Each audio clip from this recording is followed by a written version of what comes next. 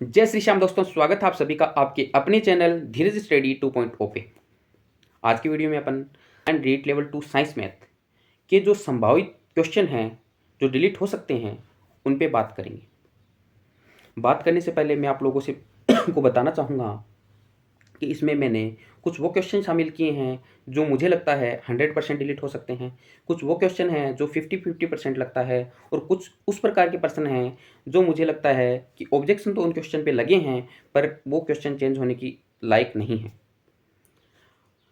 प्रश्नों पे ले जाने से पहले मैं आप लोगों को बता दूं कि ये केवल और केवल मेरा मात्र एक अनुमान है। बोर्ड द्वारा मेरे द्वारा बताए गए प्रश्नों को डिलीट किया जा भी सकता है और नहीं भी किया जा सकता, पर मैंने जो ये चीज़ बताई है वो मैंने जो ऑथेंटिक रिसोर्सेज थे बुक के उनके आधार पे बताई है। अब बोर्ड किसी पर्सन पे अपना क्या रुख रखता है वो बोर्ड की खुद की ऊपर निर्भर करता है। बोर्ड मेरे द्वारा बताए गए किसी पर्सन को ना भी डिलीट करे या मेरे द्वारा ऐसा पर्सन जो मैं बता रहा हूँ नो चेंज है उसको डिलीट कर दे, पर मैं इतना छोटे से आपको बोल सकता हूँ कि ज़मीन आसमान का अंतर नहीं आने वाला। हो सकता है कोई एक दो पर्सन ऊपर नीचे हो जाए मेरे बताए हुए में से, बाकी मैंने जो बताया है वो मैंने अपना 100% देते हुए सही बताने की कोशिश की है।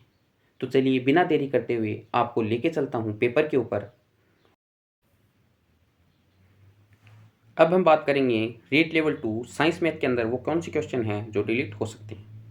तो सबसे पहले जो 28 नंबर क्वेश्चन है जिसमें पूछा गया है कि किसी एक माध्यम में अनुदैर्ध्य ध्वनि तरंग का वेग उसके प्रत्यास्थ गुणों और जड़त्व गुणों पर निर्भर करता है। कुछ सामान्य पदार्थों में ध्वनि के वेग के अनुसार सही घटते क्रम में व्यवस्थित करें। तो इसमें बोर्ड द्वारा जो उत्तर माना गया है वो ये है कि सबसे पहले बोर्ड ने स्टील को रखा है, उसके बाद में एल्यूमिनियम को, फिर कॉपर को, फिर पानी को, फिर हाइड्रोजन गैस को। जबकि जो 9वीं और 9th या 10th की बुक है उसके अंदर ये सारणी व्यवस्थित रूप से दी गई है जिसके अनुसार इसका उत्तर होना चाहिए सबसे पहले ए ऑप्शन एल्यूमिनियम, उसके बाद में ई ऑप्शन स्टील, उसके बाद में कॉपर, उसके बाद में पानी एंड लास्ट में हाइड्रोजन। इस अकॉर्डिंग ये पर्सन 100% डिलीट की कैटेगरी में जाने वाला है। बात करूं मैं दूसरे क्वेश्चन पे, तो दूसरा क्वेश्चन है पादप कोशिकाओं और उनके कार्यों से संबंधित सही कथनों का चुनाव कीजिए। बोर्ड ने जो इसका उत्तर माना है वो है अधिकांश मृदुतिकी कोशिकाएं अपनी विभाजन होने की क्षमता बनाए रखती हैं और अन्य प्रकार की पादप कोशिकाओं में विभेदित हो जाती हैं। साथ में ही सी ऑप्शन जो है वो है वाहिनिकीय और वाहिका तत्व क्रियात्मक परिपक्वता पर मृत और लिंगनीकृत होते हैं। पर अगर हिंदी वर्जन के हिसाब से देखा जाए तो ऑप्शन ऑब्जेक्शन लगाने का जो कारण था वो था हिंदी वर्जन का डी ऑप्शन, जो कि हिंदी वर्जन के हिसाब से सही है, पर इंग्लिश में इन्होंने कुछ और ही लिखा है। इन्होंने यहाँ पे वाहिनिका को स्केलेटेड लिख के पूरी कहानी को ही चेंज कर दिया है और बोर्ड द्वारा जो उत्तर माना गया है वो इंग्लिश वर्जन को प्राथमिकता देते हुए माना गया है। इस अकॉर्डिंग इस प्रश्न में बोर्ड द्वारा कोई बदलाव मुझे नहीं लगता किया जाएगा। अगला जो प्रश्न है वो है ओपेन के राजस्थान के जलवायु क्षेत्रों के वर्गीकरण के संबंध में निम्नलिखित कथनों पर विचार करें। इसमें जो फर्स्ट ऑप्शन है वो है डूंगरपुर और बांसवाड़ा जिलों के भागों में AW जलवायु पाई जाती है। फिर जोधपुर और जैसलमेर में BWSW जलवायु पाई जाती है, जिसमें कि कुछ हद तक इस ऑप्शन ऑब्जेक्शन को कुछ हद तक इसको भी अपन सही मान सकते हैं। पर जो यहाँ पे सी ऑप्शन दिया गया है कि गंगानगर और हनुमानगढ़ में DBW जलवायु पाई जाती है, जो कि कोपेन का वर्गीकरण ना होकर थानावेट के वर्गीकरण की तरफ इशारा करता है, तो ये प्रश्न इसके अकॉर्डिंग मुझे लगता है कि डिलीट होगा। अगले क्वेश्चन पे मैं बात करूँ तो वो है 52 नंबर क्वेश्चन। उसमें इन्होंने थोड़ी सी टाइप मिस्टेक के कारण इस प्रश्न पर विपदा आ गई है। इस प्रश्न में टाइप मिस्टेक ये हुई है कि इन्होंने हिंदी में जो ए ऑप्शन है वहाँ पे लिखा है आइसोब्यूटेन और उसके अकॉर्डिंग इन्होंने अपने उत्तर भी बता दिए हैं, पर जो टाइपिंग मिस्टेक के कारण इन्होंने इंग्लिश में आइसोब्यूटेन लिखा है, जो भी सामने वाले किसी भी ऑप्शन के साथ में सुमेलित नहीं होता। और जैसा कि बोर्ड के पेपर के ऊपर लाइन लिखी हुई आती है कि किसी भी प्रकार की त्रुटि पाई गई तो इंग्लिश वर्जन को प्राथमिकता दी जाएगी, तो इस अकॉर्डिंग ये पर्सन भी 100% डिलीट की कैटेगरी में जाने वाला है।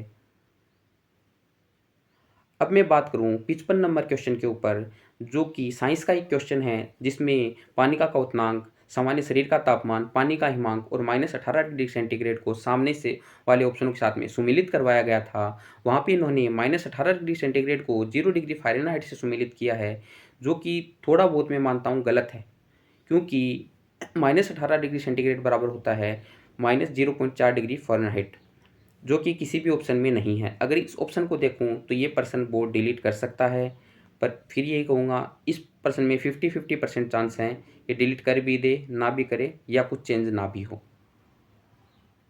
अगला जो अपना प्रश्न है उसमें पूछा गया है कि निम्नलिखित तत्वों को उनके गलनांक के अनुसार बढ़ते हुए क्रम में व्यवस्थित करें।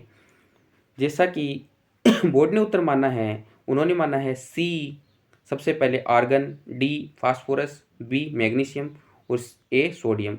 जबकि मैं बात करूं तो सोडियम का जो गलनांक होता है वो 371 केल्विन होता है और जो मैग्नीशियम का गलनांक होता है वो 953 के समथिंग होता है और आर्गन का गलनांक 84 केल्विन के करीब होता है। जो फास्फोरस है उसका गलनांक 317 केल्विन के आसपास होता है।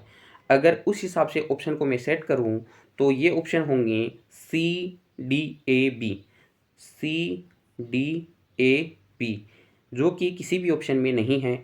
इस कारण ये पर्सन भी 100% डिलीट की कैटेगरी में जाने वाला है। अब मैं बात करूं गणित के 93 नंबर क्वेश्चन के ऊपर। इस पर भी कुछ बच्चों ने ऑब्जेक्शन लगाया है, पर मेरे हिसाब से इस पर्सन के अंदर कोई दिक्कत नहीं है। इस पर्सन के अंदर बोर्ड कोई भी चेंज करने वाला नहीं है। अब मैं बात करूं गणित के अंतिम वो उस क्वेश्चन पे जो डिलीट हो सकता है। गोरबिया सौर विद्युत परियोजना में उद्घाटित की गई थी। इसमें बोर्ड ने उत्तर माना है बीकानेर। अब गोरबिया सौर विद्युत परियोजना जो रिसोर्सेज मिलते हैं वहाँ पे फलोदी में भी मिलती है और मोस्टली जो उत्तर है इसका फलोदी ही सही है, पर कुछ सोर्सेज इसका उत्तर बीकानेर भी बताते हैं। और जो आरपीएससी ने हाल ही में कोई एग्ज़ाम कंडक्ट की थी उसमें पूछा गया था कि बीकानेर में स्थापित सौर विद्युत परियोजना का नाम बताइए। वहाँ पे आरपीएससी ने जो उत्तर बताया था वो थी गोरबिया।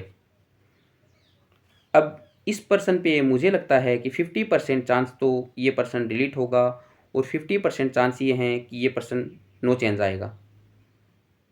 पर जहाँ तक मैंने पता किया है लोगों से इस पर्सन के ऊपर, तो ज़्यादातर लोगों ने यही संभावना जताई है कि ये पर्सन डिलीट की कैटेगरी में जाने की संभावना ज़्यादा बनती है। जैसा कि आपने वीडियो में देखा, मैंने उन सभी संभावित प्रश्नों के ऊपर बातें की हैं जो मुझे लगता है कि बोर्ड द्वारा कहीं ना कहीं डिलीट किए जा सकते हैं। अगर इसके बाद में भी आपको लगता है कोई ऐसा क्वेश्चन है जो मेरे द्वारा छूट गया है और मैंने इन क्वेश्चन में उसको नहीं लिया है, तो आपको कुछ नहीं करना। आपको करना ये है कि उस क्वेश्चन में जो मास्टर पेपर है, मास्टर पेपर और कौन सा लेवल वो पर्सन मुझे कमेंट बॉक्स में ड्रॉप कर दें। मैं उस पर्सन के ऊपर ऑथेंटिक रिसोर्स से पता करने के बाद में आप लोगों को बता दूंगा कि ये पर्सन चेंज होने की कैटेगरी में जा सकता है या नहीं जा सकता। बाकी अंत में भी मैं यही कहूँगा कि जो मैंने जानकारी दी है वो केवल मेरे अनुभव के आधार पे दी है और जो मुझे सोर्सेस मिले हैं उनके आधार पे मैंने आपको ये जानकारी देने की कोशिश की है। अगर आपको पूरे वीडियो में कोई भी जानकारी फ़ायदेमंद लगी हो और लगा हो कि ऐसे वीडियो आपके लिए फ़ायदेमंद हो सकते हैं, तो वीडियो को लाइक कीजिए और मेरे चैनल को सब्सक्राइब कीजिए। तब तक के लिए मैं आपसे विदा चाहूँगा। जय हिंद, जय भारत, जय राजस्थान।